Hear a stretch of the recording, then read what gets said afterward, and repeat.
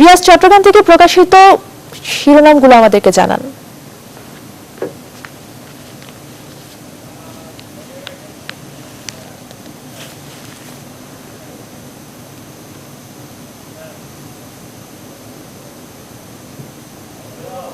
কাগজে জঙ্গি বিষয়ক প্রতিবেদন আছে এবং এছাড়া ফটিকছড়ির মসজিদে ঢুকে পীরকে ছুরিকাঘাত করার একটি আলোচিত ঘটনা বিশেষ গুরুত্ব পেয়েছে। দৈনিক আজাদী, যেটি কিনা চট্টগ্রামের সবচেয়ে পুরনো দৈনিক, সেটিতে প্রধান প্রতিবেদন হয়েছে ফটিকছড়ির এই ঘটনা এবং পীরকে ছুরিকাঘাত করার শিরোনামের পাশাপাশি তারা উপশিরোনাম হিসেবে করেছেন শিবির কর্মী আটক, উত্তেজনা, নগরীতে প্রতিবাদ মিছিলে ছাত্রলীগের হামলা, আহত ৮। এছাড়াও চট্টগ্রামের ডিসি হিল, যেটি কিনা সাংস্কৃতিক কেন্দ্র হিসেবে পরিচিত হালের নজরুল স্কয়ার, সেটির ভাড়া বেড়েছে এবং সংস্কৃতি কর্মীদের মাঝে ক্ষোভ দেখা দিয়েছে, আন্দোলনের ঘোষণাও দিয়েছেন কেউ কেউ।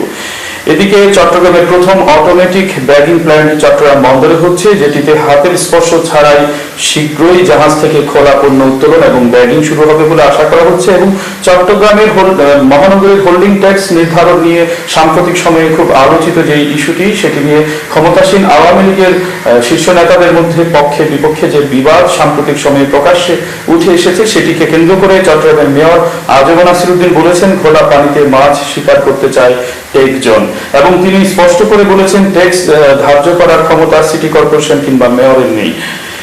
এছাড়াও চট্টগ্রামের আরেকটি দুর্ঘটনার খবর আছে। মোবাইলে কথা বলতে বলতে ট্রেনে কাটা পড়লেন গার্মেন্টস কর্মকর্তা এবং পৃথক ঘটনায় হাটহাজারীতে কাটা পড়েছেন আরেকজন। নিহত জঙ্গি দম্পতির লাশ নিল না পরিবার। অতি সম্প্রতি সীতাকুণ্ডে যে জঙ্গি দম্পতির মৃত্যু হয়েছে, সেই জঙ্গি দম্পতির পরিবার তাদের লাশ নেননি স্বজনরা, এবং সীতাকুণ্ডের 2 আস্তানা থেকে অন্তত 42টি বোমা উদ্ধার করা হয়েছে এবং নাইখুমছড়িতে চলছে নিখোঁজদের তালিকা তৈরির কাজ এবং 72 ঘন্টা থানা হাজতে আসামি, দায়ী পুলিশ কর্মকর্তাদের বিরুদ্ধে ব্যবস্থা নিতে আদালতের নির্দেশ। এছাড়া দৈনিক পূর্বক্ষণ চট্টগ্রামের আরেকটি বহুল প্রচারিত কাগজ, যেটিতে অন্যতম প্রধান শিরোনাম হিসেবে স্থান পেয়েছে চট্টগ্রাম বিশ্ববিদ্যালয়ের 14 শিক্ষার্থী প্রধানমন্ত্রী স্বর্ণ পদকের জন্য মনোনীত হয়েছেন। এদিকে 5 দিনে ছোট বড় 37টি বোমা নিষ্ক্রিয় করা হয়েছে সেই ছায়ানীর, যেটি কিনা সীতাকুণ্ডের অতি সাম্প্রতিক সময়ে আলোচিত জঙ্গি ঘাঁটি। এবং কর্নেলহাটে, চট্টগ্রাম শহরের কর্নেলহাট ও সিরিয়া আবাসিকের 2 বাড়িতে তল্লাশির অভিযানের বরাদ দিয়ে একটি বিশেষ শিরোনাম রয়েছে অভিযানের ঘটনাকে কেন্দ্র করে। এতে বলা হচ্ছে, জঙ্গি আস্তানা সন্দেহে 2.5 ঘন্টার নিষ্ফল অভিযান এবং জঙ্গি হয়ে যাওয়ায় কামাল ও জুবাইরাকে ঘৃণা পরিবারের, শনাক্ত করলেও লাশ নিতে অনীহা 2 পরিবারের। এদিকে চট্টগ্রাম সিটি কর্পোরেশনের হোল্ডিং ট্যাক্সের সেই আলোচনা নিয়ে মেয়রের বক্তব্যের বরাদ দিয়ে শিরোনাম হয়েছে, খোলা পানিতে মাছ শিকারের চেষ্টা দায়িত্বশীল ব্যক্তি। এদিকে শুক্রবার বাংলাদেশ, যেটির প্রধান শিরোনাম হয়েছে চট্টগ্রাম বন্দরের বে টার্মিনালের খাস জমির বন্দোবস্তি নিয়ে, জেলা প্রশাসন চায় 7.5 কোটি টাকা, বন্দরের টার্গেট প্রতীকী মূল্য। এছাড়াও জঙ্গি বিষয়ক গুচ্ছ প্রতিবেদন তো রয়েছে এই কাগজে, এবং 25 মার্চ, যেটিকে গণহত্যা দিবস হিসেবে জাতীয় সংসদে স্বীকৃতি মিলেছে, সেটির ব্যাপারে প্রস্তাব জাতিসংঘেও পাঠানো হয়েছে বলে আরেকটি প্রতিবেদন আছে। পূর্বদেশ চট্টগ্রামের আরেকটি বহুল প্রচারিত কাগজ, যেটিতে ট্রেনে কাটা পড়ার মৃত্যুর খবর আছে এবং 25 মার্চের সেই ঘটনাকে কেন্দ্র করে প্রতিবেদন আছে, এবং চট্টগ্রাম বন্দরে দুদকের অনুসন্ধান বিষয়ক একটি প্রতিবেদন বিশেষ গুরুত্ব পেয়েছে। এছাড়াও চট্টগ্রামের রাজনীতির আলোচিত 2 মুখ, সাবেক মেয়র এবিএম মহিউদ্দিন চৌধুরী এবং বর্তমান মেয়র আজম নাসিরউদ্দিন, যারা কিনা দুজনেই ক্ষমতাসীন আওয়ামী লীগের চট্টগ্রাম মহানগর শাখার সভাপতি এবং সাধারণ সম্পাদক, তাদের মধ্যে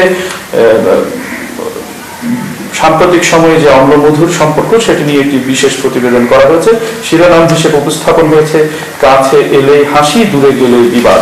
এই হলো চট্টগ্রামের আজকের সংবাদপত্রের প্রতিবেদনগুলো, শীর্ষ প্রতিবেদনগুলো। আমাদের সাথে আজ প্রাসঙ্গিক আলোচনায় যুক্ত হয়েছেন বাংলাদেশ পুলিশের চট্টগ্রাম মেট্রোপলিটনের শাখার সম্মানিত কমিশনার ইকবাল বাহার, যিনি কিনা চট্টগ্রাম ছাড়াও রাজশাহী সহ দেশের বিভিন্ন গুরুত্বপূর্ণ স্থানে শীর্ষ কর্মকর্তা হিসেবে দায়িত্ব পালন করেছেন। আজ আপনাকে স্বাগত জানাই। ধন্যবাদ। আমরা এখন শিরোনামগুলো পড়ছিলাম। সারা দেশ জুড়ে জঙ্গি জান্তার বিস্তারের খবর, উদ্বেগ আছে এবং আমাদের পুলিশ প্রশাসনের অনেক সাহসী পদক্ষেপ নিয়ে অনেক আশাবাদের জায়গা তৈরি হয়েছে। আমি একটু প্রাসঙ্গিকভাবে শুরুতেই জানতে চাই, জঙ্গি তৎপরতা মোকাবেলায় আসলে বাংলাদেশ পুলিশ কিংবা চট্টগ্রাম মহানগর পুলিশ বা চট্টগ্রাম পরিস্থিতিটা কেমন? আপনারা কতটুকু সক্ষমতা রাখেন কিংবা সাধারণ মানুষ কতটুকু আশ্বস্ত হতে পারে? ধন্যবাদ আপনাকে এবং ধন্যবাদ আপনার মাধ্যমে সবাইকে যারা শুনছেন এবং যারা আয়োজন করেছেন। আসলে প্রথমেই দুটো বিষয় একটু পরিষ্কার করা দরকার, সেটি হলো যে জঙ্গি তৎপরতা এবং বাংলাদেশের অবস্থান।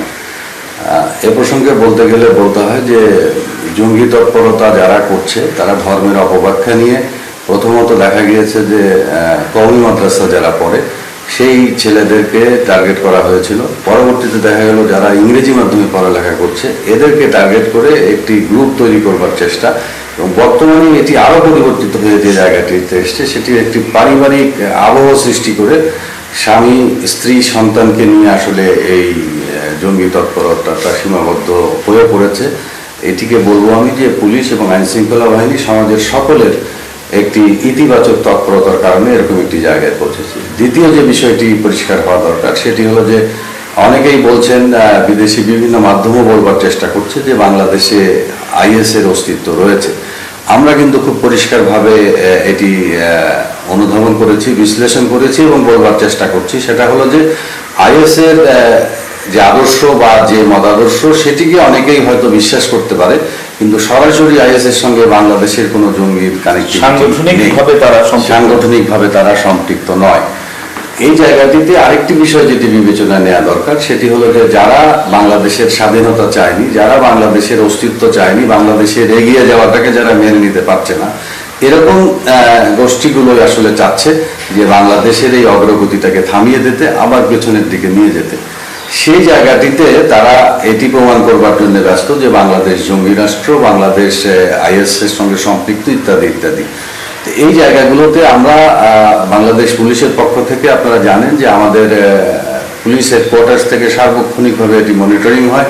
এটি ঢাকা মেট্রোপলিটন পুলিশের অধীনে কাউন্টার টেরোরিজম যারা সারা বাংলাদেশকে সহায়তা করছে, এবং আমরা সম্প্রতি চট্টগ্রাম মেট্রোপলিটন পুলিশে নিজেদের মতো করে একটি কাউন্টার টেরোরিজম ইউনিট করেছি, যেটা দিয়ে থেকে আমরা বিশ্লেষণ করছি বিভিন্নভাবে এইসব জঙ্গি তৎপরতায় যারা জড়িত হতে চাচ্ছে তাদেরকে বিরত করবার জন্য আসলে আমাদের চেষ্টা।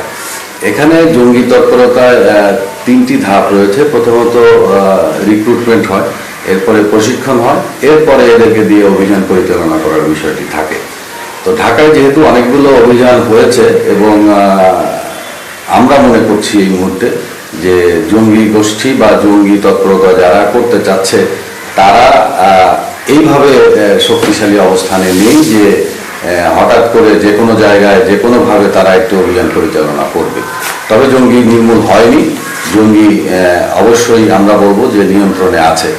এই ক্ষেত্রে যে জিনিসগুলো আসলে করা দরকার আমাদের সকলেরই, দেশটি আমাদের সবার, এদেশের নাগরিক প্রত্যেকেরই দায়িত্ব, সেটি হলো যে প্রথমত পরিবার থেকে নিজের সন্তানদের, নিজের আত্মীয় স্বজন এদেরকে দেখে রাখা যে তারা আসলে কোথায় কি করছে বা কিভাবে চলাফেরা করছে, কার সঙ্গে মিশছে। পারিবারিক সচেতনতার জন্য কি প্রশাসনের তরফ থেকে কোনো সুনির্দিষ্ট বার্তা কিংবা কোনো নির্দেশনা আছে কিনা, বা কোন লক্ষণ বা সিমটমগুলো থেকে পরিবার বুঝবে তার সন্তান বিপথে গেছেন? হ্যাঁ, এটার সংক্রান্তে আমরা দুটো প্রশ্ন মূলত বা বিষয়কে লক্ষ্য রাখবার জন্য আমরা অভিভাবকদের প্রতি অনুরোধ করেছি। এই জন্য আপনারা জানেন যে চট্টগ্রাম মেট্রোপলিটন পুলিশে আমরা 145টি বিটে বিভক্ত করে এই শহরে আমরা জনগণের সঙ্গে একটি মিথস্ক্রিয়া বা যোগাযোগ রাখবার চেষ্টা করছি, এবং প্রতিদিন আমাদের প্রায় শতাধিক উঠোন বৈঠক হচ্ছে। অর্থাৎ উঠোন বৈঠক বলতে একটা ফ্ল্যাট বাড়িতে যাচ্ছি আমরা, গিয়ে সেখানে যদি 10টা পরিবার থাকে তাদেরকে এক জায়গায় জড়ো করে আমরা 10 মিনিট 15 মিনিট এই সমস্ত বিষয়গুলো বলবার চেষ্টা করছি। প্রশ্ন দুটো যেটা তাদের কাছে আমাদের, সেটা হলো যে ধর্মীয়ভাবে যদি কোনো সময় সন্তান জিজ্ঞাসা করে মা বাবাকে যে তোমাদের আইটি হয়তো বা বৈধ নয়, তোমাদের আইটি যথাযথ ধর্মভিত্তিকভাবে তোমরা হালাল উপার্জন করছো না, অথবা তোমরা এই কাজটি করছো না যেটি ধর্মভিত্তিক হচ্ছে না, এই জাতীয় প্রশ্নকে করলেই আমরা অনুরোধ করছি মা বাবাকে, অভিভাবককে যে সতর্ক অবস্থায় চলে যাওয়ার জন্য এবং সন্তানের প্রতি কঠোর দৃষ্টি রাখার জন্য। এক্ষেত্রে যে জিনিসটি আরো বলা দরকার সবার উদ্দেশ্যে সেটা হলো যে বোঝানো হচ্ছে যে এই জঙ্গি, এই ইসলাম বিরোধী এই লোক এরকম মুক্তার নানা ভাষায় আসলে তাদেরকে অভিহিত করা হচ্ছে, এবং বলা হচ্ছে যে এদেরকে যদি হত্যা করো তাহলে তুমি বেহেশত বা বেহেশতের টিকিট পেয়ে যাবা। আমরা এটাও বলবার চেষ্টা করছি অভিভাবকদের জনগণকে, সেটি হলো যে যদি বেহেশতের টিকিটটি এই দুনিয়া থেকে নিশ্চিত করা যেত তাহলে যারা এই কথাগুলো বলছে বেহেশতের টিকিটটি তারা কিনছেন না কেন? এটি আমাকে আপনাকে বা আমার আপনার সন্তানকে এটি কেনবার জন্য উদ্বুদ্ধ করবার তো আসলে প্রয়োজন আসলে কোনো প্রয়োজন নেই। আর এই বিষয়ে খুব প্রাসঙ্গিক জানতে ইচ্ছে করছে, সীতাকুণ্ডের যে আস্তানা, যেটি সারা দেশ জুড়ে এটি দৃষ্টি আকর্ষণ করেছে, সেটির সাথে দেশের অন্য অঞ্চলগুলোর জঙ্গি ঘাঁটিগুলোর তুলনামূলক পার্থক্য কি কিছু আছে? আপনি তো অনেক বিভাগে কাজ করেছেন, বাংলাদেশের বিভিন্ন জেলায় কাজ করেছেন। এগুলোকে ঠিক ঘাঁটি ওই অর্থে বলা যায় না, এগুলোকে বলা যায় যে একটি আশ্রয়স্থল, তারা একটি অবস্থান স্থল। তারা এখানে অবস্থান করে পরবর্তী হয়তো কোনো টার্গেটে যাবে বা সহায়তা করবে। তো এক্ষেত্রে যে জিনিসটি হচ্ছে, যারা আমরা দুটো কাজ করেছি চট্টগ্রাম মহানগরীতে, ইতোমধ্যে আমরা 13 লক্ষ যারা ভাড়াটিয়া তাদের তথ্য সংগ্রহ করেছি। এটি আমরা কম্পিউটারে ওঠানোর কাজ প্রায় শেষ পর্যায়ে নিয়ে এসেছি। তো এখানে যে জিনিসটি আমরা বাড়ির মালিকদের প্রতি অনুরোধ করেছি যে ভাড়া দেওয়ার ক্ষেত্রে আরো বেশি সতর্কতা তারা যেন অবলম্বন করেন। আরেকটি জিনিস হলো আশেপাশের লোকজন এবং বাড়ির মালিক সবাই একটি জিনিস খেয়াল করবেন, সেটি হলো যে এরা মানুষের অলক্ষ্যে চলাফেরা করে। যদি কেউ জঙ্গি হয়ে থাকে বা এই জাতীয় কর্মকাণ্ডে সম্পৃক্ত থাকে তাহলে আমরা অনুরোধ করব যে এরা সাধারণত ব্যাপক মানুষের সামনে চলাফেরা করেন না বা বের হয় না। তো সেই ক্ষেত্রে যারা ভাড়াটিয়া আসেন, সেই ভাড়াটিয়ার বাড়িটি সবসময় দরজাটি বন্ধ থাকে, কেউ বের হয় না, কোথাও যায় না, আসে না, এই জাতীয় লক্ষণ দেখলেই কিন্তু আমরা অনুরোধ করব যে পুলিশকে খবর দেওয়ার জন্য। কারণ হলো যে তারা খুব বেশি নিজেদেরকে পরিচিত করতে চায় না। তো এই বিষয়গুলো সবাই যদি, যে কারণে প্রথম থেকে আমি একটি কথা সবার প্রতি অনুরোধ রাখছি, নগরবাসীর প্রতি, দেশবাসীর প্রতিও, সেটি হলো যে প্রত্যেকটি মানুষের চোখই এখন ঈগলের চোখের ন্যায় তীক্ষ্ণ দৃষ্টি সম্পন্ন হওয়া দরকার। অর্থাৎ আমার চারিদিকে কি ঘটছে এটি আমি দেশের একজন সচেতন নাগরিক হিসেবে এটা যেন আমি একটু খেয়াল রাখি, এবং কোনো কিছু আমার কাছে যদি স্বাভাবিক মনে না হয়, ব্যর্থ কোনো কিছু মনে হয়, তাহলে যেন এটি আমি আইন শৃঙ্খলা বাহিনীকে সদস্যদের। আরেকটি লক্ষণ আমরা দেখেছি, আমরা গণমাধ্যম কর্মীরা যারা মাঠে কাজ করি, আমরা আরেকটি তৎপরতা বা লক্ষণ দেখেছি, যারা জঙ্গি হিসেবে বাসা ভাড়া নিচ্ছেন তারা কিন্তু প্রায়শ পরিচয় দিচ্ছেন তারা কাপড় ব্যবসায়ী, যেটি মিরসরাই, সীতাকুণ্ড, বাঁশখালী বিভিন্ন পর্যায়ে বাসা ভাড়া নেওয়ার ক্ষেত্রে হয়েছে। এরকম কি আর কোনো লক্ষণ আছে যেগুলো বাড়িওয়ালাদেরকে বার্তা দেয় বিশেষ, বা বাড়িওয়ালারা সচেতন হওয়ার ক্ষেত্রে খুব উপযোগী হয়? আসলে কাপড় ব্যবসা এটা এই ক্ষেত্রে প্রযোজ্য, কারণ এখানে আমরা যে মূল ব্যক্তিটিকে মনে করছি যে যিনি এই বিষয়গুলো অর্গানাইজ করছেন তিনি একজন কাপড় ব্যবসায়ী, যে কারণে উনি যাদেরকে রিক্রুট করেছেন বা যাদের মাধ্যমে এই কাজটি করানোর চেষ্টা করছেন তাদেরকে এই কাপড় ব্যবসাটাকে সহজ মনে করছেন, যে যেহেতু এটি তার পেশা। এটি সকল ক্ষেত্রেই প্রযোজ্য তা নয়, বিভিন্ন জায়গায় যেখানে যেটি সুবিধাজনক মনে হয় সেরকম পরিচয় দিয়ে আসলে তারা যাওয়ার চেষ্টা করছে। তবে এক্ষেত্রে আমি শুরুতে যেটা বলেছিলাম যে একটি পারিবারিক আবহ নিয়ে কিন্তু তারা যাওয়ার চেষ্টা করছে, যাতে কিনা প্রথমে কোনো রকম সন্দেহের অবকাশ না থাকে।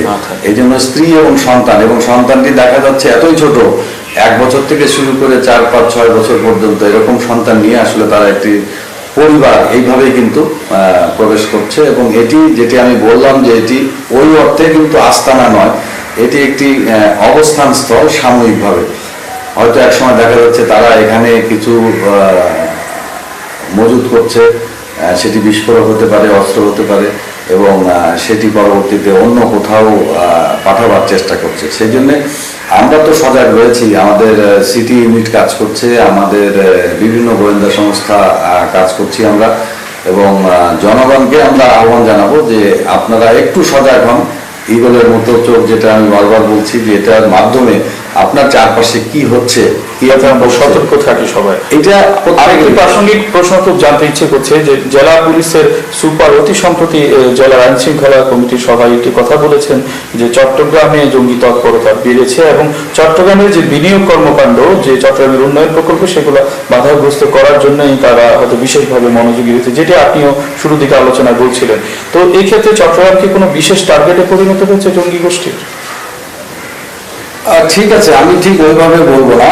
জঙ্গি তৎপরতা বেড়েছে এটি আসলে বলবার সুযোগ নেই, তবে এভাবে বলা যেতে পারে যে জঙ্গিদের আনাগোনা হয়তোবা একটু বেড়েছে। এবং আমি শুরুতে যেটা বলেছি আবারও বলছি, এবং ওই জায়গাটাতে আমি স্থির থাকতে চাই, এটা আত্মতুষ্টি নয়, এটি সামগ্রিক অবস্থা বিশ্লেষণেই আমরা বলতে চাই। সেটা হলো যে জঙ্গিদের এই অবস্থান কিন্তু এখন নেই যে যখন ইচ্ছা যেখানে বড় ধরনের একটি অপারেশন করে ফেলবে, তবে তাদের প্রস্তুতি নেবার ক্ষেত্রে আমরা যেন বাদ সাজতে পারি এবং কোনোভাবেই যেন নিয়োগ দিতে না পারে, প্রশিক্ষণ দিতে না পারে এবং পরবর্তীতে অপারেশনে যেতে না পারে, এই জন্য আমাদের তৎপরতা আছে। তবে সঙ্গত কারণেই চট্টগ্রাম যেহেতু দেশের অর্থনৈতিক প্রাণকেন্দ্র, এই জন্যে স্বাভাবিকভাবেই এটি বিশ্লেষণ করলে সামগ্রিকভাবে মনে করার যথেষ্ট কারণ রয়েছে যে ঢাকার পরের টার্গেটটি চট্টগ্রাম, এবং সেই কারণেই আসলে আমরা সবাই মিলে চতুর্দিক থেকেই সজাগ আছি, সতর্ক আছি, এবং আমাদের সামগ্রিক কর্মকাণ্ড কোনো অবস্থাতেই যেন জঙ্গিরা অবস্থান নিয়ে কোনো অপারেশন করতে না পারে। আরেকটি বিষয় খুব প্রাসঙ্গিক, সেটি হলো বাংলাদেশের যে জঙ্গি তৎপরতা, সেটি যদি অতীত পর্যালোচনা করা যায় তাহলে দেখা যায় যে রাজনৈতিক একটি সম্পৃক্ততা তো আছেই, তাদের পেছনে একটি অপরাজনৈতিক গোষ্ঠী আছে। সেই ক্ষেত্রে চট্টগ্রামের পরিবেশ একটু ভিন্ন বলে অনেকে মনে করছেন, যেহেতু চট্টগ্রামে ধর্মাশ্রিত রাজনৈতিক দলগুলোর অনেক বেশি প্রভাব, এবং সেই ক্ষেত্রে শিক্ষা প্রতিষ্ঠানগুলো তাদের নিয়ন্ত্রণে রাখার একটি প্রবণতা অনেক দিনের, এবং কোনো কোনো বেসরকারি বিশ্ববিদ্যালয়ের শিক্ষার্থীরা নিখোঁজ রয়েছেন। খুব আলোচিত একটি বিশ্ববিদ্যালয়ের নামও শোনা যায়, এবং বিভিন্ন স্কুল এবং কলেজ পর্যায়ে তাদের যে নিয়ন্ত্রণ, সেখান থেকে কোনো সম্পৃক্ততা এই জঙ্গি তৎপরতার সাথে বা বিস্তারের সাথে আছে কিনা? এটা দেখেন, শুরুতেই আমি বলেছি যে যারা এদেশের স্বাধীনতা চায়নি, বিরোধিতা করেছে, এবং এক্ষেত্রে আরেকটু যোগ করে বলতে চাই, সেটা হলো যে জিদের ভাত বিড়ালকে দিয়ে খাওয়ানো, অর্থাৎ আমি খেতে পাচ্ছি না আরেকজনকে খেতে দেবো না, এরকম একটি মনোভাব থাকার একটি সম্ভাবনা কিন্তু এখানেও আছে। সেই দিক থেকে বাংলাদেশ যেন এগিয়ে গিয়ে কেউ এটার ক্রেডিট নিতে পারে, কোনো গোষ্ঠী কোনো দল যেন সরকার ক্রেডিট নিতে পারে না নিতে পারে, এই জন্য কিন্তু একটা অপচেষ্টা আছে। তো সেই জায়গাটিতে আমাদের সতর্কতা বেশি প্রয়োজন, এই কারণেই যে কোনো অবস্থাতেই এই দেশটাকে আমরা পিছিয়ে যেতে দিতে পারি না। সেই লক্ষ্যে জনগণকে সবাইকে এই ধারণাটি নিতে হবে বা এই বিষয়টি আত্মস্থ করে মনের ভিতরে গাঁথতে হবে যে এই দেশটি আমাদের, এর উন্নয়নের জন্য আমাদের সকলের অংশগ্রহণ জরুরি।